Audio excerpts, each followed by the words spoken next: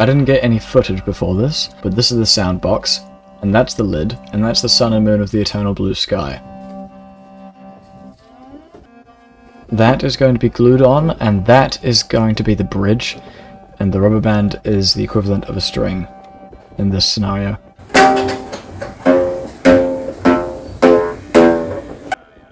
Then we had to make the neck, which was initially just a solid piece of wood, and we drew out where the soundbox would fit in it, and the head of the swan, which is the design of this thing. This is also very much not a topshur. This is basically just a homemade 2-string guitar, because a topshur doesn't have a bridge. It also has a round soundbox. The 2 strings are also one long string, the same as on a modern hor, and the neck doesn't encapsulate the soundbox, it is part of it. But whatever!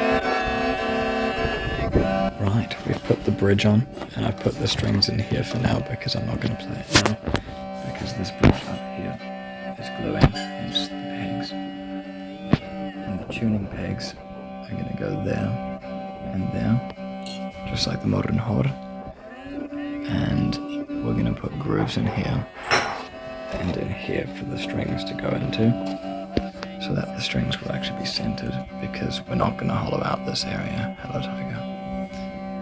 So the strings are going to go from there out to the tuning pegs. And that's the swan head, which looks a bit more like a vulture, but whatever. Now I started making the grooves and the bridges, which I had glued on before.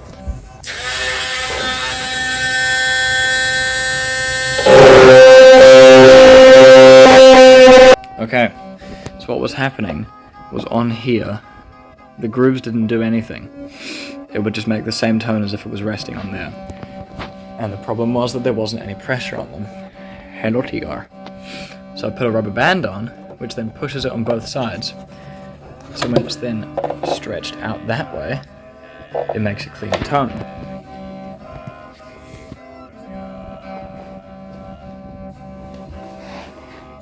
So if I pull it all the way up to here, and then the tuning peg will be there, you can already hear it.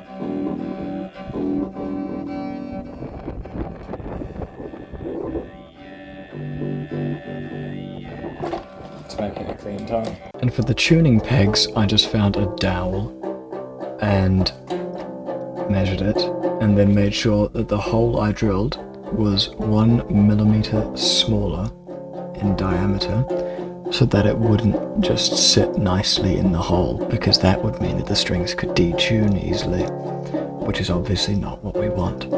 Now the next step is to paint. I sprayed the bottom of it with white spray paint, and I refrained from spraying the tuning peg holes just in case the pegs wouldn't be able to fit in if the paint was clumpy or something like that. So I then had to hand paint the end, which I realized wasn't actually all that necessary. So I ended up spraying the end of it. And I didn't get any footage for when I painted the head, because I needed a reference and I only had one phone. But